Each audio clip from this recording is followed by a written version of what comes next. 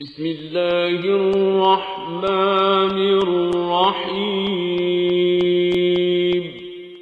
وَلَقَدْ يَسَّرْنَا الْقُرْآنَ لِلذِّكْرِ فَهَلْ مِن مُّدَّكِرٍ السلام علیکم ورحمۃ اللہ. الحمد للہ وکفا وسلام علی عبادہ الذین اصطفیٰ. اما بعد فاعوذ باللہ من الشیطان الرجیم. بسم اللہ الرحمن الرحیم. یا ایھا الناس انتم الفقراء الی اللہ واللہ هو الغنی الحمید. سورہ فاطر کی آیت 15. لوگو تم ہی اللہ کے محتاج ہو اور اللہ تو غنی و حمید ہے. ایک بڑی حقیقت انسانوں کے سامنے رکھی گئی ہے اور انہیں یہ بات بتا دی گئی ہے کہ اللہ اور بندے کے اس تعلق کا یہ اظہار یا اس کی یہ نوعیت یا اس کی یہ جہد. اللہ اور بندے کے تعلق کی ایک بات تو میرے سامنے ہے بنیادی کہ اللہ ہمارا معبود ہے اور ہم اس کے عبد ہیں. یعنی سارے انسان عبد ہیں، اللہ کے بندے ہیں، غلام ہیں، اور اللہ ہمارا معبود ہے، ہمارا آقا، ہمارا حاکم ہے، ہمارا الہ ہے. اب اسی کے ساتھ ساتھ یہ دوسری بات بھی یہاں پر جو اس حوالے سے بیان کی گئی کہ اللہ جو ہے وہ غنی و حمید ہے اور انسان جو ہے وہ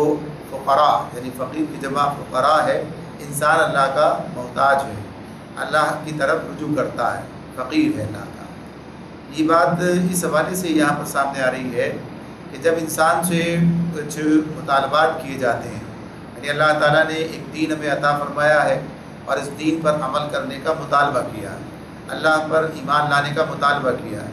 تو انسان کے ذہن میں کہیں یہ بات پیدا ہو سکتی ہے یا وہ سوچ سکتا ہے کہ یہ مطالبہ جو اللہ تعالیٰ کی طرف سے کیا جا رہا ہے، جو ہدایت اللہ تعالیٰ کی طرف سے دی جا رہی ہے، تو شاید اس میں اللہ کا بھی کوئی اپنا فائدہ ہو یا اللہ کا بھی کوئی اس کے اندر دخل اس طرح کا ہو کہ اس کا انسان کفر کرے تو اللہ کو کوئی نقصان پہنچے معاذ اللہ، یا ایمان لائے تو اللہ کو کوئی فائدہ پہنچے. تو یہ بات بیان کی جا رہی ہے کہ اللہ کا بندے سے یہ تعلق نہیں ہے.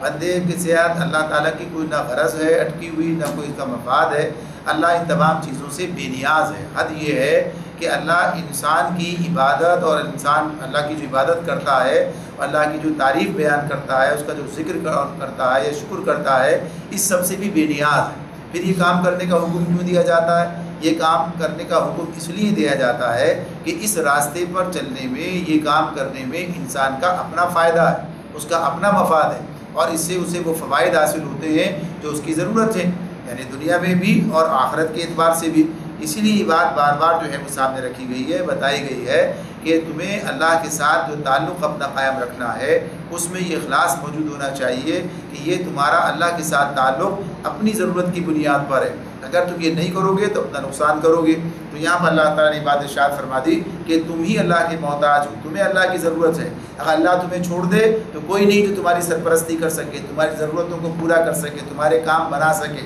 یہ تو اللہ تعالیٰ ہی ہے کہ جو تمہاری ضرورتیں بھی پوری کرتا ہے، تمہارے کام بھی بناتا ہے، اور پھر تمہیں ساری ہدایات بھی دیتا ہے جو تمہاری ضرورت ہیں. تو اللہ کو تمہاری ضرورت نہیں ہے بلکہ تمہیں اللہ کی ضرورت ہے. تو یہ مضمون ہے جو اس مقام پر ہمارے سامنے بیان کیا جا رہا ہے.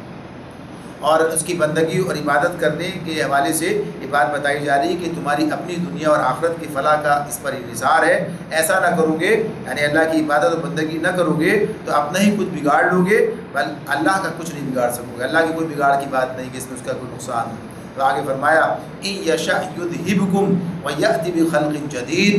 اللہ چاہے تو تمہیں ہٹا کر کوئی نئی خلقت تمہاری جگہ لے آئے. یعنی اگر تم اس کام کو جو کام تمہارے ذمے کیا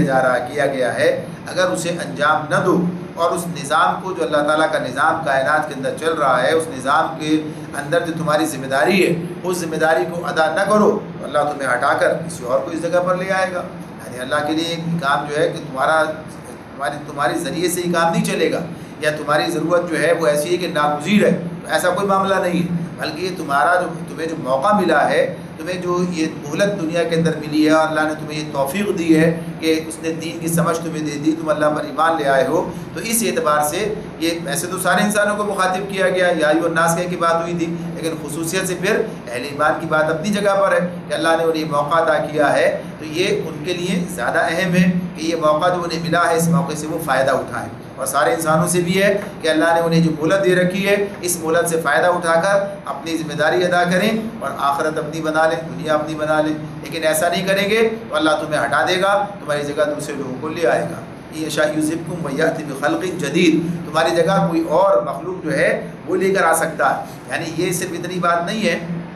کہ اس معاملے میں کہ تمہارے جیسے، بلکہ اللہ جس سے چاہے اپنا کام لے سکتا ہے، تو یہ چیز انسان کے اپنے فائدے کے لیے ہے کہ جو مہلت اسے ملی ہے اس سے فائدہ اٹھائے۔ اور پھر ایک اور بات کہی، وما ذالک علی اللہ بعزیز، ایسا کرنا اللہ کے لیے کچھ بھی دشوار نہیں ہے، یعنی کیسا کرنا، یعنی تمہاری جگہ کسی اور کو لے آئے تو یہ اللہ کے لیے کچھ بھی دشوار نہیں ہے۔ ایسا نہیں ہے کہ اللہ تعالیٰ یہ کام کر نہیں سکتے، اس کی قدرت سے باہر ہے، ایسا بھی نہیں ہے کہ اس کی قدرت سے کوئی چیز باہر ہو، جب چاہے جس طرح چاہے۔ یہ بات اپنی جگہ ہے کہ اللہ تعالیٰ نے انسانوں کے لیے مہلت مقرر کی ہے، لیکن اللہ تعالیٰ اس میں رد و بدل کرنے کا اختیار بھی رکھتا ہے، یعنی کوئی اور تو نہیں ہے جو اس کام کو جو ہے روک سکے اسے اپنے اختیار سے، یہ کام بھی وہ کر سکتا ہے۔ اور پھر اسی معاملے میں یہ بات بھی اپنی جگہ پر ہے کہ بعض اوقات انسان سوچتا ہے کہ نہیں اللہ تعالیٰ ہمارے ساتھ ایسا نہیں کرے گا، یا اسی اعتبار سے جیسے کہ انسانوں کا معاملہ انسانوں کے ساتھ اس طرح ہوتا ہے کہ وہ جذبات ایک دوسرے کے لیے رکھتے ہیں۔ اس کی ایک مثال یہ ہمارے سامنے آ سکتی ہے کہ جیسے کہا جاتا ہے کہ، اور یہ بات واقعہ نبی صلی اللہ علیہ وسلم کا ارشاد بھی ہے کہ اللہ اپنے بندے سے اتنی محبت کرتا ہے، تو اس مثال اس کو دے کے بتایا کہ جیسے ایک ماں اپنے بچے سے محبت کرتی ہے تو اللہ اس سے 70 ماؤں سے زیادہ جو ہے بندے سے محبت کرتا ہے۔ تو بعض لوگوں نے اس سے یہ خیال بھی جو ان کا بن گیا کہ اللہ اتنی محبت کرتا ہے، تو جب اتنی محبت کرتا ہے تو پھر اللہ تعالیٰ تو پھر ظاہر سی بات ہے اس کی جیسے ماں کے جذبات ہوتے ہیں، اور ماں جو ہے بہرحال اپنے بچے کی تمام اس کی نالائقیوں کو گوارا کرتی ہے، برداشت کرتی ہے، سب کچھ کرتی ہے اور اسے نہیں چھوڑتی ہے، لہٰذا اس کی اور ایسی طرفداری کرتی ہے اس کی کہ جو درست بھی نہیں ہوتی ہے اپنے جذبات کے ہاتھوں، لہٰذا اس اعتبار سے اللہ تعالیٰ بھی ایسے ہی کرے گا۔ تو اللہ کا معاملہ یہ نہیں ہے، اس کی محبت اپنی جگہ پر ہے، اس میں کوئی شک نہیں ہے، لیکن اس محبت کا جو اظہار ہے اور اس محبت کا جو کہیے کہ اس کا جو نتیجہ ہے وہ دنیا میں ہمارے سامنے آ رہا ہے کہ اللہ تعالیٰ ہمیں بار بار مہلت دیتا ہے، موقع دیتا ہے، سارے کام کرتا ہے، لیکن جذبات سے مغلوب نہیں ہے۔ اللہ جذبات ایک کمزوری بھی ہیں، یعنی جذبات ایک طاقت ہے وہ ایک کمزوری بھی ہے، اور یہ جذبات اللہ تعالیٰ کے اس طرح اس کی کمزوری سے، ہر کمزوری سے وہ پاک ہے، یعنی اس کے لیے بات ظاہر سی بات ہے کہ اس نے جنت بھی بنائی ہے، دوزخ بھی اسی نے بنائی ہے، اور یہ دونوں جگہ جانے والے جو لوگ ہیں وہ کون ہیں؟ وہ اللہ کی مخلوق ہی، یعنی انسان ہے، جن ہے، جنہیں اللہ نے خود پیدا کیا ہے، یہ سارے کے سارے اللہ کے بندے۔ تو جو اللہ کا باغی ہے، اس کا نافرمان ہے، کافر ہے اور سرکش ہے، تو بہرحال جہنم کے اندر جائے گا، اور اللہ کو کوئی تکلیف اس سے نہیں ہونی ہے۔ یعنی اللہ تعالیٰ کے جذبات میں اس معاملے میں کہ اسے کوئی جو ہے کہیے کہ دل کو اس کو تکلیف اسے پہنچے، تو یہ بندوں کے معاملات ہیں، تو اللہ کے لیے کام مشکل نہیں ہے۔ جیسے کہا یہودیوں کا یہ خیال تھا کہ اللہ ہمارے ساتھ ہی معاملہ نہیں کرے گا، ہم ایسے ایسے کی اولاد ہیں، یعنی کوئی اللہ تعالیٰ ان کا لحاظ کر لے گا، یا اللہ مجبور ہے ان کے ہاتھوں کہ ان کی بنیاد پر ہی کام نہ کرے، تو ایسا نہیں ہے۔ اللہ تعالیٰ جو چاہے کر سکتا ہے،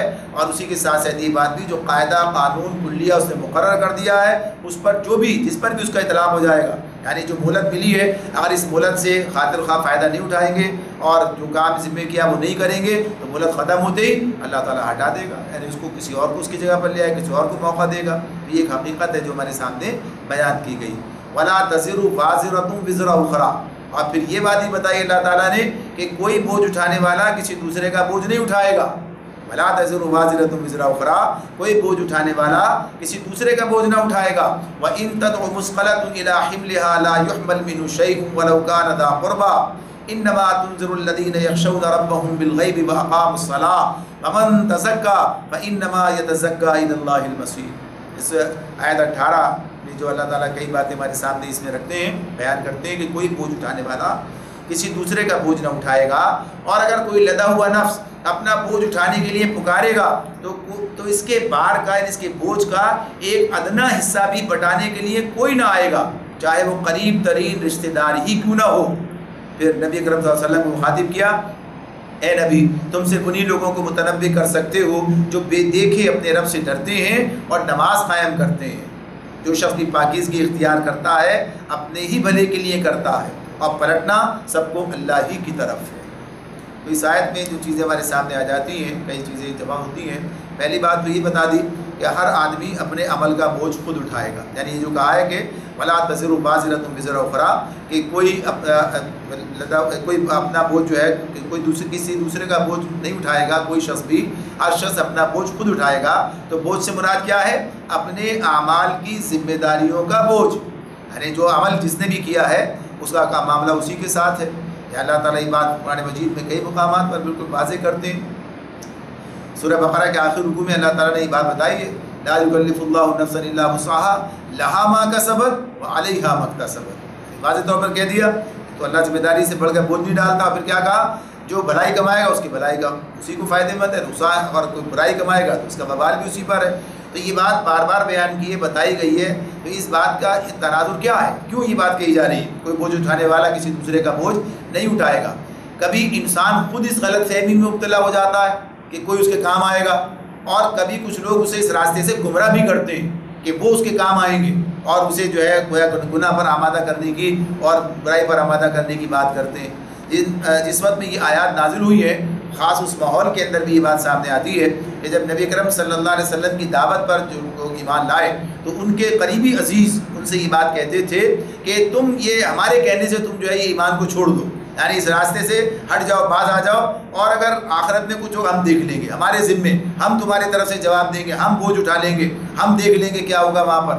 یہ اس طرح کی باتیں کرتے تھے۔ تو اللہ تعالیٰ یہ بات بتا رہے ہیں کہ ایسا نہیں ہوگا، یعنی ہر آدمی اپنے عمل کا بوجھ اٹھائے گا۔ اچھا، دوسرے مقام پر یہ بات بھی بتائیے کہ بعض لوگ ہیں جو دوسروں کے عمل یعنی جب دوہرا بوجھ اٹھائیں گے تو وہ کسی کے عمل کا بوجھ نہیں ہے، بلکہ وہ ان کو گمراہ کرنے کا، یعنی ایک تو اپنے اعمال کی برائی، اپنی خرابی، اور پھر دوسروں کے لیے یعنی دوسروں کو گمراہ کیا یا ان کے لیے غلط مثال بنے اور انہوں نے اس مثال کی پیروی کی، تو وہ بوجھ جو ہوگا تو اصلاً تو وہ انہی کا ہے، لیکن ان کے اعمال کا یا ان کو گمراہ کرنے کا، ان کو غلط راستے پر چلانے کا یہ بوجھ بھی ان کے حصے میں آ جائے گا۔ تو وہ مضمون بالکل الگ ہے۔ تو یہاں یہ بات بیان کی جا رہی ہے کہ کوئی اس غلط فہمی میں نہ رہے کہ میرے جو معاملات ہیں، میرے جو گناہ کا اور سیاکاریاں غلط کاریاں ہیں، ان کا کوئی اور مداوع کر دے گا، کوئی اور جو ہے یہ بوجھ اٹھا لے گا، کسی اور کے ذمے یہ بات چلی جائے گی، وہاں لوگ کہیں گے بھی، یعنی قرآن مجید یہ مضمون بیان کرتا ہے کہ وہاں لوگ یہ بھی کہیں گے، جن لوگوں نے گمراہ کرنے والے جو گمراہ کیا جو لیڈر تھے اور جن کے پیروی ان لوگوں نے کی ہے، تو جو پیروی کرنے والے وہ یہ بات کہیں گے اللہ تعالیٰ سے، اللہ ان لوگوں نے ہمیں گمراہ کیا، لہٰذا صرف اتنا کہہ سکیں گے انہیں دوہرا عذاب دے۔ یہ نہیں کہیں گے کہ ہمارا تو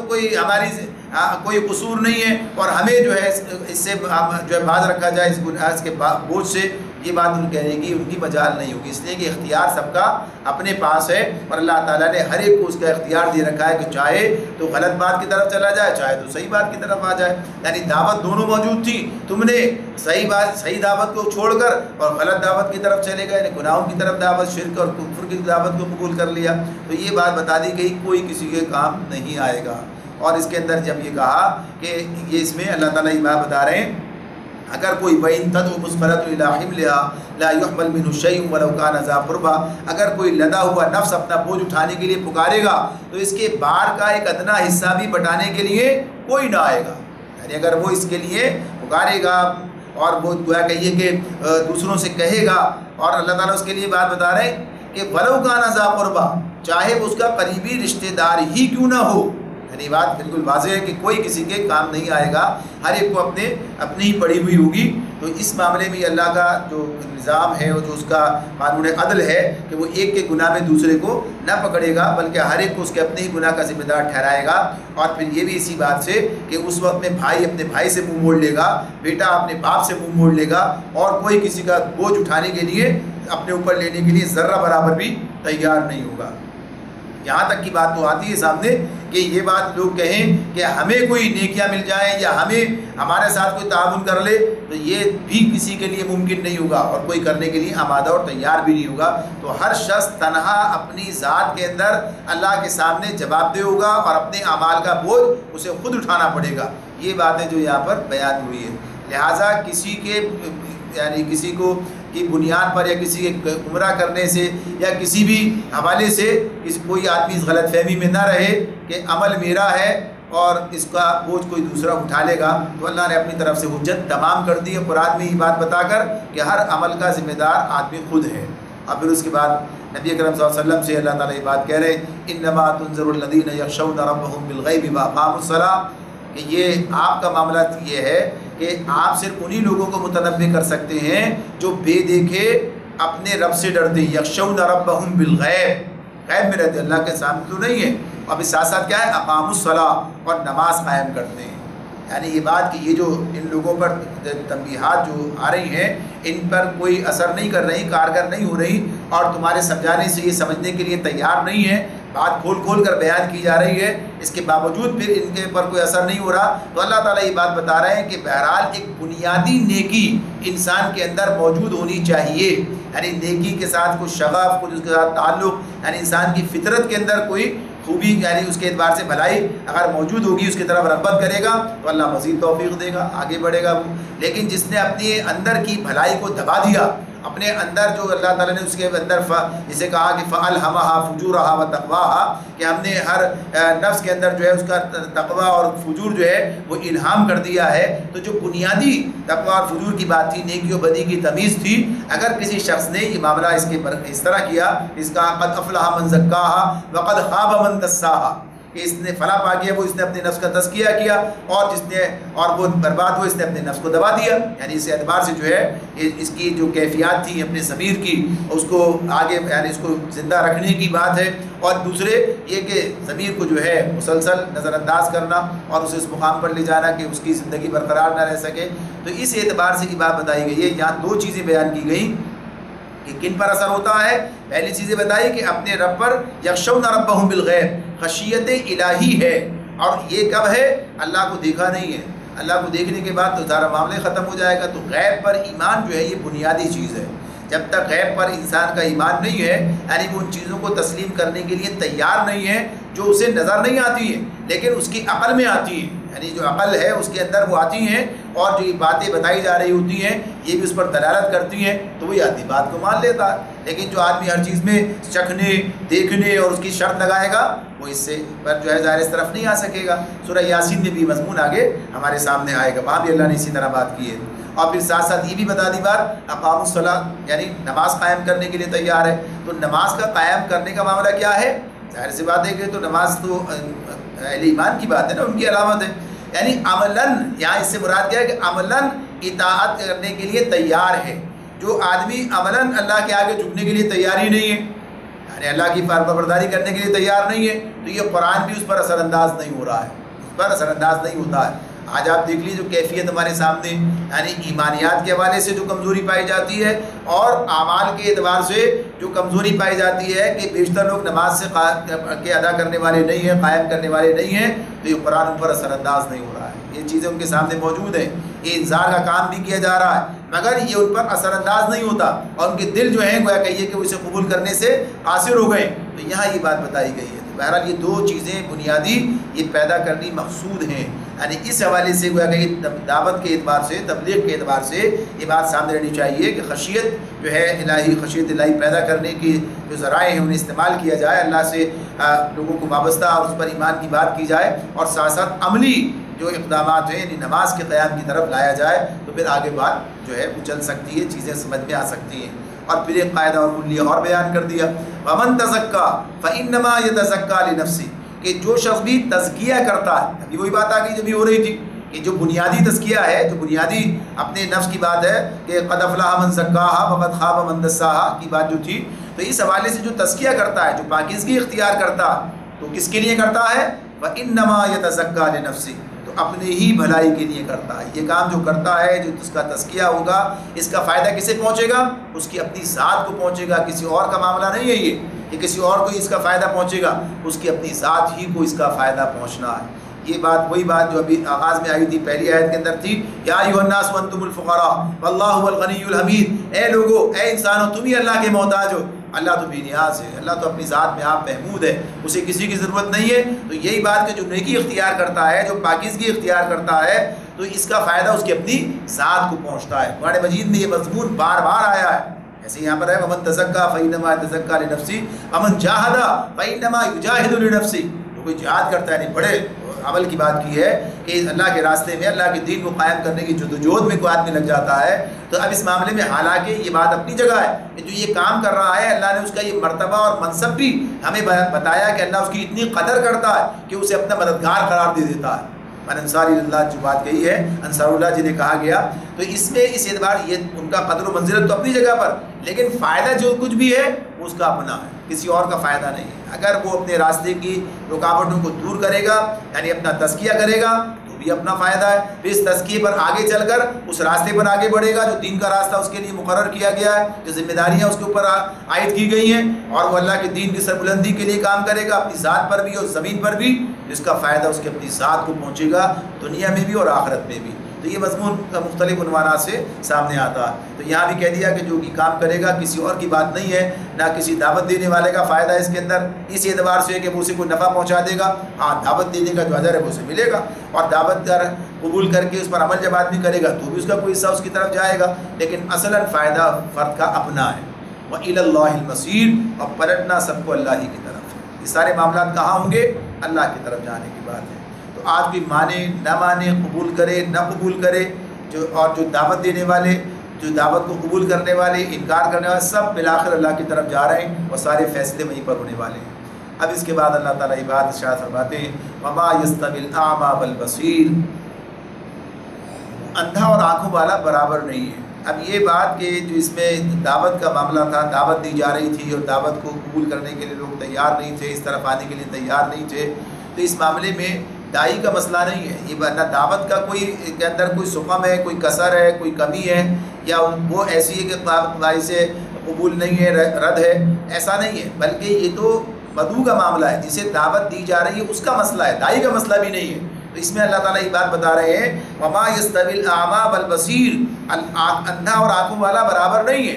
ظاہر سی بات ہے کہ آنکھوں والا جو ہے آنکھوں سے اپنے دیکھتا ہے سب کچھ اس کے سامنے، اور جو نابینا ہے وہ اس سے معذور ہے، اس کے سامنے وہ اس روشنی کو نہیں دیکھ سکتا جو دن کی روشنی اس کے سامنے آ رہی ہے۔ تو یہ قصور سورج کا نہیں ہے کہ یہ اندھا جو ہے یہ روشنی نہیں دیکھ سے فائدہ نہیں اٹھا پا رہا ہے، یہ اس کو دیکھ نہیں پا رہا ہے، اس سے اس کو فائدہ نہیں ہو رہا، یہ اس کے اپنے اندھا ہونے کا نتیجہ ہے کہ اس کو یہ چیز حاصل نہیں ہو رہی، اور جو آنکھ والا ہے سورج اسے فائدہ پہنچا رہا ہے، روشنی اسے فائدہ پہنچا رہی ہے۔ تو یہ بات بھی بار بار بتائی ہے، بیان کی ہے کہ انسان کے اپنے معاملات ہیں، اللہ تعالیٰ نے تو ہر انسان کو آنکھوں والا بنایا ہے، کان والا بنایا ہے۔ اللہ تعالیٰ یہ بات کہتے ہیں، بتایا ہے کہ ہم نے انہیں آنکھیں دی ہیں مگر یہ اسے دیکھتے نہیں ہیں، ہم نے انہیں کان دیے لیکن یہ اسے سنتے نہیں ہیں، ہم نے انہیں دماغ دیا لیکن اسے سوچتے نہیں۔ یعنی مضمون پیچھے ہمارے سامنے آئے، پڑھ کر آئے ہم اس کو، یہ بات اللہ تعالیٰ یہ بات بار بار کہتے ہیں۔ تو اسی لیے کیا کہا پھر آگے اولئک کالانعام، یہی ہے جو جانور ہے بلو بدل، بلکہ اس سے بھی گئے گزرے ہیں۔ تو اس معاملے میں یہ جو بات انسان خود اختیار کر لیتا ہے، یعنی خود اختیاری یہ اندھا پن ہے، تو جب یہ کام کر لے گا تو ظاہر ہے نقصان اسی کا ہے۔ ورنہ اللہ تعالیٰ یہ بات بھی کہتے ہیں قد جاءکم بصائر من ربکم فمن ابصر فلنفسہ ومن عمی فعلیہا وما انا علیکم بحفیظ۔ یہ بات کہی کہ تمہارے پاس بصیرت کی روشنی آ گئی ہے، مضمون پیچھے آ چکا ہے۔ اب جو کوئی بینائی سے کام لے گا فمن ابصرا، اب اللہ نے تو بصارت دے رکھی ہے، اب بصیرت کی بات ہے یہ، جب کوئی اپنی آنکھیں کھولے گا فلنفسی، تو اپنے فائدے کے لیے کام کرے گا، ومن عمیہ، اور اندھا بنے گا فعلیہ، تو اس پہ ظاہر سی بات ہے اس اندھا بننے کا جو نتیجہ ہے اور جو خسران ہے وہ اس کی اپنی ذات کو ہوگا۔ تو یہ بات واضح کر دی گئی۔ تو یہاں جو ہے دائی کو تسلی دی جا رہی ہے اور بتایا جا رہا ہے، اور دنیا کے سامنے بھی یہ بات آ رہی ہے کہ اگر کوئی دیکھتا اور کہتا ہے کہ دعوت کا میدان جو ہے خالی ہے اور اس پر مدعو جو ہے وہ قبول کرنے کے لیے تیار نہیں ہے، تو یہ بات بتائی جا رہی ہے کہ اندھا اور آنکھ والا برابر نہیں۔ وما یستوی الاعمی والبصیر، کہ یہ اسی حوالے اسی تناظر میں، اور پھر کہا مزید آگے بتائی بات ولا الظلمات ولا النور، نہ تاریکیاں اور روشنی یکساں ہیں، نہ تاریکیاں اور روشنی یکساں ہیں۔ اللہ رب العالمین نے یہ ہدایت کو نور سے تعبیر کیا، قرآن کو نور سے تعبیر کیا، یعنی اللہ کی طرف سے دی ہوئی ہدایت کی روشنی میں جو لوگ چلتے ہیں۔ مثال بھی ہمارے سامنے بھی گزر چکی، پیچھے پڑھ کر آئے کہ جس کو اللہ نے، جو پہلے مردہ تھا پھر اللہ نے زندگی بخشی، اور وہ اللہ کی دی ہوئی روشنی میں اپنی زندگی کی راہیں طے کرتا ہے، کیا وہ شخص کی طرح ہو سکتا ہے کہ جو اندھیروں میں پڑا ہوا اور اسے نکلنے کے لیے تیار نہ ہو، تو ظاہر سی بات ہے کہ جس کے پاس روشنی ہے، جس کے پاس پوری ہدایت ہے، اس کے پاس ساری چیزیں، تو وہ اس کی روشنی میں سفر کرتا ہے۔ یہ جو دین اللہ تعالیٰ نے ہمیں عطا کیا ہے، جو زندگی کی تمام راستوں کی طرف ہماری رہنمائی کرتا ہے، انسان جو ہے روشنی کے اندر فاصلے طے کرتا ہے، اور جو اندھیروں میں ٹامک کوئیں مار رہے ہیں تو ظاہر برابر نہیں ہو سکتے ہیں۔ تو یہ بات بھی یہاں پر ولا ظلمات ولا نور ولا ظل ولا الحرور، نہ ٹھنڈی چھاؤں اور دھوپ کی تپش ایک جیسی ہے۔ اب یہ جو مثال ہے یہاں پر سامنے آ رہی ہے، ظاہر سی بات ہے دو متضاد چیزیں آ رہی ہیں نا، جیسے پہلے آ گیا اندھا اور آنکھوں والا، بینا نابینا کی بات آ گئی، تاریکی اور روشنی متضاد چیزیں آ گئیں، نہ ٹھنڈی چھاؤں اور نہ دھوپ کی تپش۔ اب یہ جو بات سامنے آ گئی کہ جس میں اللہ تعالیٰ ولا ظل ولا الحرور کی بات آ گئی، کہ ولا ظلمات ولا نور کی بات تھی، ولا ظل ولا الحرور ولا حرور، نہ ٹھنڈی چھاؤں اور دھوپ کی چھاؤں ایک جیسی ہے۔ تو یہ جو بات یہاں پر اللہ تعالیٰ ہمارے سامنے رکھتے ہیں، بیان کرتے ہیں، یہ نتیجے کے اعتبار سے بھی بات ہے۔ ایک تو بات یہ اپنی جگہ پر ہے کہ صحیح رہنمائی یعنی صحیح راستہ جو اللہ تعالیٰ کی طرف سے انسان کو ملا ہے، یعنی دین اسلام جو ہے، یہ انسان کے لیے ٹھنڈی چھاؤں جیسا ہے۔ یعنی ویسے بھی جب انسان اپنی فطرت کے مطابق کام کرتا ہے تو دل میں اطمینان ہے، قلب جو ہے اس کا مطمئن ہے اور وہ آسانی محسوس کرتا ہے، اور جب وہ اس کے برخلاف جاتا ہے تو ایک انتشار کی کیفیت پیدا ہوتی ہے، ایک اضطراب کی کیفیت انسان کے اندر پیدا ہوتی ہے، اور نتائج بھی اس کے حق میں نہیں نکلتے، خلاف نکل رہے ہوتے ہیں، تو وہ بھی اپنی جگہ پر بات ہے۔ اور نتیجے آخرت بالآخر جو نتیجہ نکلنا ہے، بالآخر نتیجہ جو کیا نکلنا ہے کہ جو اس صحیح راستے پہ چلے گا، دین اسلام کے راستے پہ چلے گا، ظاہر سی بات ہے اس کے لیے جنت کی چھاؤں ہے، یعنی کہا اللہ نے وہاں ایسی چھاؤں اس کے لیے، اور یہ کیا ان کے لیے کیا بتا دیا، دھوپ کی تپش ہے، یعنی آگ ہے وہاں پر کیفیت ہے۔ تو یہ بھی بات ایک سامنے آ جاتی ہے۔ تو یہ بہرحال یہ اپنی جگہ پر ہے کہ بتایا جا رہا ہے کہ دو متضاد چیزیں سامنے ہیں، اب جو جس چیز کو اختیار کرے گا اس سے فائدہ اٹھائے گا۔ تو فرما دیا ولا ظل ولا الحرور، نہ ٹھنڈی چھاؤں اور دھوپ کی تپش ایک جیسی ہے۔ اور پھر آگے کہا، آخر میں بات آ رہی وما یستوی الاحیاء وما یستوی الاحیاء ولا الاموات ان اللہ یسمع من یشاء وما انت بمسمع من فی القبور۔ اللہ تعالیٰ فرما رہے ہیں اور نہ زندے اور مردے مساوی ہیں، وما یستوی الاحیاء ولا الاموات، اور زندے اور مردے جو ہیں، زندہ اور مردہ یہ بھی برابر نہیں۔ بالآخر یہاں تک بات آ گئی، یعنی بات یہاں تک لے آئے کہ یہ جو بات ساری تمثیلات بیان ہوئی ہیں کہ مومن اور کافر کے حال اور مستقبل کا فرق ہے جو بیان کیا جا رہا ہے۔ کہ ویسے جیسے بات ہوئی تھی کہ انسان کا آنکھیں بند کر لینا اور آنکھیں کھولنا، یعنی آنکھیں اس اعتبار سے برابر نہیں ہے، تو پھر جو اس راستے پہ چل رہے ہیں نتیجے کے اعتبار سے بھی برابر نہیں ہے۔ تو اللہ تعالیٰ قرآن مجید میں یہ مضمون بھی ہمارے سامنے رکھتے ہیں کہ جو ایمان یعنی ایمان کو زندگی سے تعبیر کرتے ہیں، اور کفر کو اللہ تعالیٰ جو ہے وہ یعنی اس سے موت سے تعبیر کرتے ہیں، یعنی وہ در حقیقت زندہ نہیں ہے۔ تو اسی لیے کہا کہ اللہ تعالیٰ یہ بات کہتے ہیں کہ یہ زندہ نہیں ہے، یہ تو چلتے پھرتے لاشیں ہیں۔ یعنی کیفیت کیا ہے، انسان کا ضمیر زندہ ہے تو اللہ کے نزدیک وہ شخص زندہ ہے، یعنی جب وہ اسلام کی طرف ہے تو وہ زندہ ہے، اور اگر ایسا نہیں ہے تو اس نے زندگی کا جو مقصد ہے وہ سارا مقصد اس نے فوت کر دیا ہے، تو اس اعتبار سے وہ مردہ ہے۔ یہ قرآن مجید کے مضامین کئی مقام پر آتے ہیں۔ تو یہاں جو بات ہو رہی ہے بیان اسی اعتبار سے ہو رہی ہے کہ جو اس پیغام کے لیے مردہ ہے، جس نے اپنی آنکھیں بند کر لی ہیں، اپنے کان بند کر لیے ہیں، اور گویا کہ یہ اپنا دماغ بند کر لیا ہے، گویا کہیے کہ صلاحیتیں ختم ہو گئی، بحیثیت مردے کی اس کی تعریف اس کی مثال بن گئی ہے، تو یہ برابر نہیں ہے۔ تو اس لیے کیا کہا، ان اللہ یسمع من یشاء، ان اللہ یسمع من یشاء، اللہ جسے چاہتا ہے سنواتا ہے، وما انت بمسمع من فی القبور، اور آپ ان لوگوں کو نہیں سنا سکتے، آپ ان لوگوں کو وما انت بمسمع من فی القبور، آپ ان لوگوں کو نہیں سنا سکتے جو قبروں میں مدفون ہیں، قبروں میں مدفون آپ انہیں نہیں سنا سکتے۔ تو یہاں اس سے مراد سماع موتا کا مسئلہ نہیں ہے، یہ بات ہو رہی ہے کہ یہ وہ الگ بات ہے، وہ ایک الگ بات ہے کہ مردے سنتے ہیں کہ نہیں سنتے، وہ ایک الگ گفتگو ہے، الگ بحث ہے۔ یہاں یہ مرادی نہیں، یہاں تو بات ہو رہی ہے کس کی بات چل رہی ہے شروع سے، یعنی مسلم اور کافر کی بات ہو رہی ہے کہ مسلم اور کافر میں فرق کیا ہے، بینا اور نابینا کا سا فرق ہے، ان کے اندر یہ کیفیت ہے، سننے اور نہ سننے والے کے معاملہ آ گیا۔ تو اب یہاں پر جن کے سینے ان کے دلوں کے مدفن بن چکے ہیں، یعنی یہ قبروں میں مدفون کی بات کیا ہے، جیسے کہا نا کہ آنکھیں اندھی نہیں ہوتی بلکہ وہ دل اندھے ہو جاتے ہیں جو سینوں کے اندر ہیں، سورج میں یہ پڑھ کر ہم آئے۔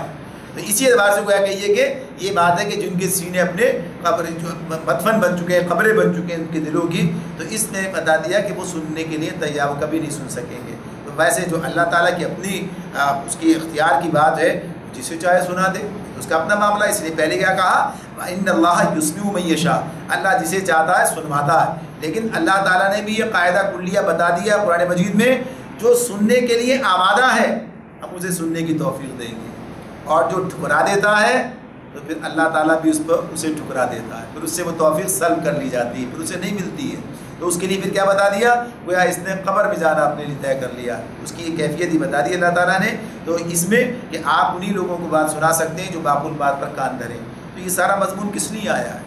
اس لیے آیا کہ ایک طرف نبی کو تسلی دی جائے، داعی کو اپنا کام جاری رکھنے کی بات بتا دی جائے کہ آپ اس طور پر نہ سوچیں کہ کوئی مانتا تو ہے نہیں، کوئی سنتا تو ہے نہیں، لہذا بیکار ہے سب کچھ کرنا، ایسا نہیں ہے۔ ایسے لوگ بھی ملیں گے آپ کو کہ جو واقعی بینا ہوں گے، ایسے لوگ بھی ملیں گے جن کے ضمیر روشن ہوں گے، زندہ ہوں گے، اور وہ آپ کی بات سنیں گے، اور جیسے نبی صلی اللہ علیہ وسلم کی بات سنی۔ تو آگے فرمایا ان انت الا نذیر، تم تو بس ایک خبردار کرنے والے ہو، ان انت الا نذیر۔ یہ نبی اکرم صلی اللہ علیہ وسلم کے بارے میں اللہ تعالیٰ یہ بات فرما رہے ہیں کہ تمہارا کام کیا ہے؟ انذار کرنا، خبردار کرنا، ہوشیار کرنا، یہ کام تم کیے جاؤ، تمہارا کام یہ۔ ایسے قرآن میں اور کئی مقامات ہیں، مثلا سورہ غاشیہ میں دیکھیے، وہاں پر اللہ تعالیٰ کیا کہتے ہیں کہ ہم نے آپ کو ان کے اوپر کوئی حوالہ دار بنا کر نہیں بھیجا ہے، لیکن آپ کا کام دعوت دینا ہے، آپ دعوت دیتے رہیے، بتاتے رہیے، خبردار کرتے رہیے، ہوشیار کرتے رہیے۔ تو یہ مضمون جگہ جگہ ملتا ہے کہ آپ اپنا کام جاری رکھیے، اس بنیاد پر اپنا کام ختم نہیں، بند نہیں کر دیجیے۔ بھائی لوگ سننے کے لیے تیار نہیں ہیں، لوگ سننے کے لیے آمادہ نہیں ہیں، تو یہ بات اس طرح نہیں ہے، آپ اپنا کام جاری رکھیے۔ ان انت الا نذیر۔ اب یہ جو نذیر نبی اکرم صلی اللہ علیہ وسلم کی صفت ہے اور آپ کے بارے میں بات ہو رہی ہے، اب یہی کام کس کے سپرد کیا گیا؟ امت کے سپرد کر دیا گیا۔ اب یہ امت کے حوالے وہی بات آگے ہے، اس آیت کو بھی لیتے ہیں، انا ارسلناک بالحق بشیرا ونذیرا وان من امۃ الا خلا فیہا نذیر۔ پہلے کیا کہا؟ ان انت الا نذیر، کہ آپ تو خبردار کرنے والے، پھر کہا انا ارسلناک، ہم نے بھیجا ہے، بالحق بشیرا ونذیرا، ہم نے تم کو حق کے ساتھ بھیجا ہے، بشارت دینے والا اور ڈرانے والا بنا کر، بشیرا ونذیرا، اور پھر یہ بات بتائی وَإِن مِّنْ أُمَّةٍ إِلَّا خَلَا فِيهَا نَذِيرٌ، اور کوئی امت ایسی نہیں گزری جس میں کوئی متنبع کرنے والا نہ آیا ہو۔ یعنی یہ بات جو ہے بتائی جا رہی ہے کہ ایک تو آپ کی حقیقت حیثیت بتا دی، آپ کا یہ کام ہے، آپ اپنا کام کیے جائیے، اور ہم نے آپ کو اس منصب پر مامور کیا ہے، اور اب اس منصب پر یہ امت فائز کی گئی ہے کہ اس کا یہ کام ہے کہ یہ لوگوں کے درمیان وہی کام کرے گی، دعوت کا، داعی کا، جو اللہ کے رسول نے اس طرح منتقل کیا ہے، اور اس کے اندر بشارت اور یہ جو انذار کا معاملہ ہے، یہ دونوں ساتھ ساتھ قرآن کے ذریعے سے سامنے آتے ہیں۔ یہاں تو یہ بات کہی ہے کہ وَإِن مِّنْ أُمَّةٍ إِلَّا خَلَا فِيهَا نَذِيرٌ، کوئی امت ایسی نہیں گزری جس میں کوئی متنبع کرنے والا نہ آیا ہو۔ تو قرآن مجید یہ بات بار بار بیان کرتا ہے، اور یہ چیزیں ہم پیچھے پڑھ کر بھی آئے ہیں۔ اللہ تعالیٰ نے سورہ نحل میں اس طرح سے کہا وَلَقَدْ بَعَثْنَا فِي كُلِّ أُمَّةٍ رَسُولٍ، یعنی کوئی امت ایسی نہیں گزری جس میں کوئی خبردار کرنے والا نہ آیا۔ ہر امت کے اندر ایک خبردار کرنے والا آیا، ہر رسول اس کے اندر آیا اور اس کی دعوت بھی بتائی۔ وَلَقَدْ بَعَثْنَا فِي كُلِّ أُمَّةٍ رَسُولًا أَنِ اعْبُدُوا اللَّهَ وَاجْتَنِبُوا الطَّاغُوتَ، اللہ کی بندگی کرو اور طاغوت کی بندگی سے اجتناب کرو۔ تو یہ سب چیزیں قرآن مجید ہمارے سامنے رکھتا ہے۔ وَلِكُلِّ قَوْمٍ هَادٍ، ہر قوم کے لیے ایک ہادی ہم نے بھیجا ہے۔ اللہ تعالیٰ یہ بات ارشاد فرماتے ہیں، اور فرمایا اس میں کہ کوئی ایسی قوم نہیں، کوئی ایسی نہیں گزری۔ وَلَقَدْ أَرْسَلْنَا مِنْ قَبْلِكَ فِي شِيَعٍ الْأَوَّلِينَ، یہ بات بتا دی کہ کوئی اس سے پہلے جو لوگ بھی گزرے ہیں سب میں اللہ تعالیٰ نے جو ہے وہ اپنی طرف سے بھیجے ہیں، خبردار کرنے والے رسول جو ہیں وہ بھیجے ہیں۔ تو اس معاملے میں یہ چیز اپنی جگہ پر ہے کہ اب جب تک یہ کام باقی ہے، جو دنیا باقی ہے، اب کوئی رسول اور نبی تو نہیں آنا ہے۔ اچھا، پہلے بھی معاملہ اسی طرح سے رہا ہے کہ جب تک کسی رسول کی تعلیمات موجود ہیں، اس کی تعلیمات موجود ہیں اور اس کے امتی یہ کام انجام دے رہے ہیں، یعنی اس دعوت کا کام انجام دے رہے ہیں، اور انہیں بگاڑ نہیں دیا، ضائع نہیں کر دیا اس دین کو، اللہ تعالیٰ نے اس وقت تک اسے باقی رکھا، پھر اس کے بعد دوسرا رسول بھیجا، جب اسے ضائع کر دیا، ختم کر دیا، بگاڑ دیا، کچھ باقی نہ رہا تو اللہ نے پھر بھیجا اصلاح کرنے کے لیے، درست کرنے کے لیے۔ اب اللہ تعالیٰ نے اسی لیے اس امت کے معاملے کی بات رہی کہ اسے وہ چیز عطا کر دی، وہ قرآن عطا کر دیا، اس کی حفاظت کا ذمہ خود لے لیا۔ قرآن موجود بھی، یعنی ہر اعتبار سے یہ محفوظ ہے، اپنے الفاظ کے اعتبار سے بھی محفوظ ہے اور اپنے معنوں کے اعتبار سے بھی محفوظ ہے۔ کوئی اس کی کوئی غلط تشریح و تعبیر اس طرح نہیں کر سکتا کہ وہ امت کے اندر عام ہو جائے۔ کوشش کر سکتا ہے مانوی اعتبار سے تعریف کی، لیکن اس کی تعریف چل نہیں سکتی، اس لیے کہ یہ بات اپنی جگہ پر ہے کہ امت کے اندر نبی صلی اللہ علیہ وسلم کا ارشاد ہے کہ امت کے اندر ایک گروہ ہمیشہ ایسا موجود رہے گا کہ جو صحیح حق پر قائم رہے گا، بات پہ بتاتا رہے گا۔ تو یہ چیز اس لیے ابھی اس کام کو کرنے کے لیے اس امت کو اللہ نے کھڑا کیا ہے کہ وہ یہ کام کرے گی۔ تو اس میں یہ بات ہمارے لیے بھی آ جاتی ہے کہ یہ ساری ہدایات جو ہیں جو رسول کو دی جا رہی ہیں اور رسول کے ذریعے اس امت کے حوالے کی جا رہی ہیں، اس کے مخاطب ہم بھی ہیں۔ آج اس دور کے اندر ہماری یہ ذمہ داری ہے کہ ہم لوگوں کے درمیان نذیر بن کے اس طرح کھڑے ہو کہ ہم انہیں خبردار کریں، انہیں بتائیں اور قرآن کے ذریعے سے یہ دعوت ان تک منتقل کریں۔ وَإِن يُكَذِّبُوكَ فَقَدْ كَذَّبَ الَّذِينَ مِن قَبْلِهِمْ جَاءَتْهُمْ رُسُلُهُم بِالْبَيِّنَاتِ وَبِالزُّبُرِ وَبِالْكِتَابِ الْمُنِيرِ۔ فرمایا اب اگر یہ لوگ تمہیں جھٹلاتے ہیں تو ان سے پہلے گزرے ہوئے لوگ بھی جھٹلا چکے ہیں۔ اتنی ساری بات بیان کرنے کے بعد، یہ تفصیل بیان کرنے کے بعد اب بتا دیا، اب تو تسلی ہو جانی چاہیے۔ جیسے آج کے دور میں بھی لوگ پریشان ہوتے ہیں، یعنی بات کوئی سنتا نہیں ہے، تو اللہ تعالیٰ یہ بتا رہے ہیں کہ رسول سے یہ بات بتا رہے ہیں، رسول کو لوگ جھٹلا رہے تھے، میری آپ کی حیثیت کیا ہے؟ کوئی بھی نہیں ہے۔ تو یہ جو بات اس میں بتائی جا رہی ہے کہ آپ کو جھٹلا رہے ہیں تو آپ ہی کو نہیں، آپ سے پہلے والے رسولوں کو بھی جھٹلایا جا چکا ہے، یعنی یہ کوئی نیا کام نہیں ہے، یہ تو کام چلا ہے، اصل سے چلا ہے اور چلتا رہے گا جب تک دنیا باقی ہے۔ تو یہ بتایا جا رہا ہے کہ یہ لوگ تمہیں جھٹلا چکے ہیں، تو اس سے پہلے گزرے ہوئے لوگ بھی جھٹلا چکے ہیں، ان کے پاس ان کے رسول کھلے دلائل اور صحیفے اور روشن ہدایات دینے والی کتاب لے کر آئے تھے، یعنی سب کام ہوا تھا، ساری چیزیں جو ہیں ان تک منتقل کی گئی تھیں، لیکن معاملہ کیا ہوا؟ معاملہ یہی ہوا کہ لوگوں نے سن کر نہیں دیا، بات نہیں مانی۔ تو یہ کوئی انہونی چیز نہیں ہے،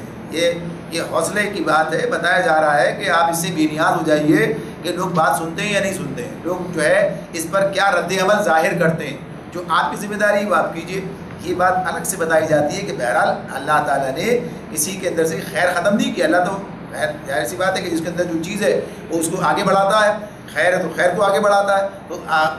من حیث القوم کہیں ایسا نہیں ہے کہ خیر ختم ہو گئی ہو اور اب کوئی خیر کی توقع نہیں کی جا سکتی، ایسا نہیں ہے، یہ خیر ملے گی، اپنا کام جاری رکھیے۔ پھر فرمایا اللہ تعالیٰ نے ثم اخذت الذین کفروا فکیف کان نکیر، پھر جن لوگوں نے نہ مانا ان کو میں نے پکڑ لیا۔ پھر جن لوگوں نے، یعنی اللہ کا یہ جو قانون ہے کہ پھر مہلت جب مکمل ہو جاتی ہے اور رسولوں کا انکار کرنے والے اپنی دنیا بھی برباد کرتے ہیں، یعنی دنیا میں جب پکڑے جاتے ہیں عذاب آتا ہے تو کیا صورت بنتی ہے، تو اس کی بات بتائیے، اور آخرت کی پکڑ تو اپنی جگہ پر ہے۔ ثم اخذت الذین کفروا فکیف کان نکیر، پھر جن لوگوں نے نہ مانا ان کو میں نے پکڑ لیا اور دیکھ لو کہ میری سزا کیسی سخت ہے۔ قرآن بیان کرتا ہے فرعون کو کیسے پکڑا گیا، غرق کر دیا گیا، یعنی کس طرح سے اس کا انجام اس کا سامنے آتا ہے۔ قوم عاد، قوم سمود، یہ سب ہمارے سامنے بیان کی گئی، بتائی گئی ہیں۔ تو اس حوالے سے ہوشیار ہونا چاہیے اور اپنی ذمہ داری ادا کرنے کی ہمیں کوشش کرنی چاہیے۔ یہ ذمہ داری صرف مسلمانوں کے درمیان ہی نہیں ہے بلکہ دنیا کے حوالے سے، لیکن ظاہر ہے کہ جو شخص جس مقام پر موجود ہے وہ اس مقام پر اس کام کو انجام دیتا ہے، اور خود مسلمانوں کا اپنے دین پر پوری طرح سے واپس آنا، درست یعنی اس کے جو ہے اس کی تعبیر کرنا، اس کے اوپر قائم ہو جانا اور اسلام کا نظام عدل قائم کرنا، تاکہ لوگوں کے سامنے ایک صحیح تصویر جو ہے دین کی پیش کی جا سکے۔ اس وقت تو سب سے بڑا مسئلہ یہی بن گیا ہے کہ آج کا مسلمان معاشرہ اسلام کی شہادت جو ہے وہ دینے سے قاصر ہے۔ ایک مسلمان کی زندگی بھی پوری طرح سے اس کی تعبیر یعنی اسلام کی تعبیر جو ہے اس سے نظر نہیں آتی، سامنے نہیں آتی اس کے ذریعے سے، اور اس کا معاشرہ جو ہے وہ بھی اس کیفیت اور اس حالت کے اندر ہے کہ اسے اسلامی معاشرہ نہیں کہا جا سکتا۔ مسلمانوں کا معاشرہ ہے، مسلمان اس میں رہتے ہیں، تو ہمیں یہ کام اب اسی لیے اپنے درمیان کے ٹھیک کرنا کہ خود دین پر آ جائیں، تاکہ دنیا اس دین کو ہم سے دیکھے اور سمجھے، اور یہ انذار کا جو ذمہ داری و فریضہ ہے یہ بھی ادا ہو سکے۔ اللہ تعالیٰ نے سمجھنے اور عمل کرنے کی توفیق عطا